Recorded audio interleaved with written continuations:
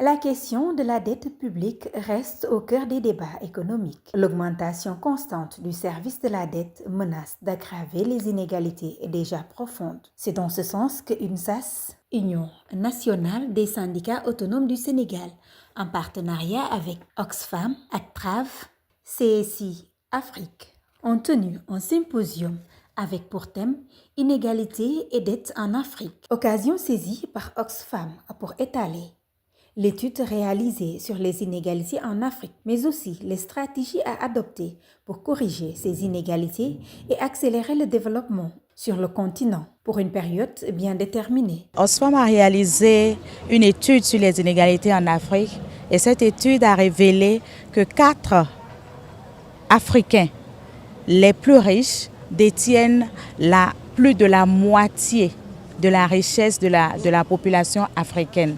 Nous avons découvert que ces inégalités reculent les pays. C'est en réalité en raison de la richesse des minorités que la majorité souffre et vit en dessous du seuil de pauvreté permis.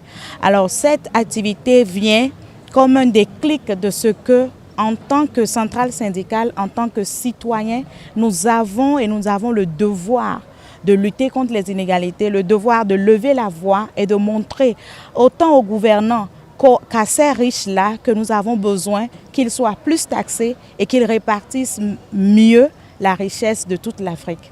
Alors, nous avons dans cette étude réalisé que si les inégalités étaient réduites ne serait-ce que de 2% par an, l'accélération du développement s'étendrait au plus sur 40 ans.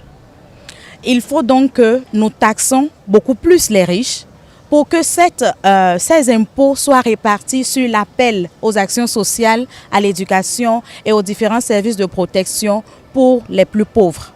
Voilà ce que nous recommandons. Avec son plan de redressement économique et social enclenché par le gouvernement, l'État du Sénégal inspire. Le modèle du Sénégal inspire. Ainsi, pour arriver à un résultat concluant, il urge d'investir sur le capital humain, une transparence aussi sur l'évasion fiscale qui reste un défi majeur. Vous avez le bel exemple au Sénégal. Le Premier ministre Ousmane Sonko a qualité de rente. Les propositions que le FMI a eu à faire pour le Sénégal pour pouvoir encore appauvrir davantage ce pays.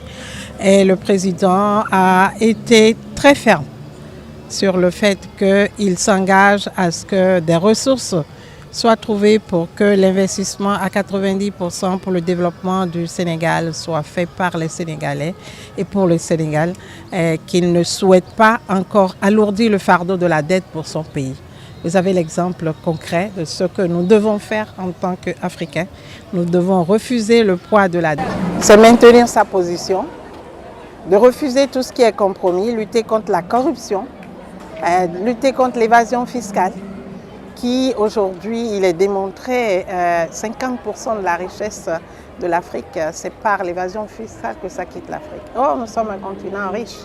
Et donc, le gouvernement sénégalais, avec la société civile et le mouvement syndical, doivent s'engager dans un redressement et une transparence claire des ressources par une imposition progressive. Et quand nous parlons d'imposition progressive, c'est les riches qui doivent réinvestir dans la solidarité nationale parce qu'ils engrangent leur richesse sur le dos des pauvres qui contribuent.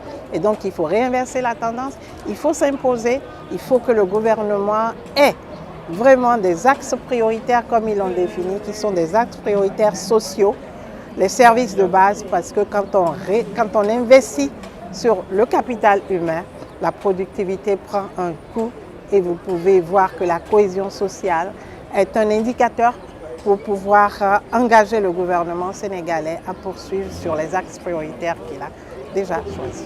Le continent africain est certes jeune, dynamique, riche en ressources, mais freiné par une dette écrasante et des inégalités persistantes. Les experts s'accordent à dire que sans réforme profonde, la dette restera un frein au développement, mais aussi une volonté politique forte. Mais avec une volonté politique forte et des initiatives locales innovantes, une autre voie est possible, plus juste, plus inclusive et tournée vers l'avenir.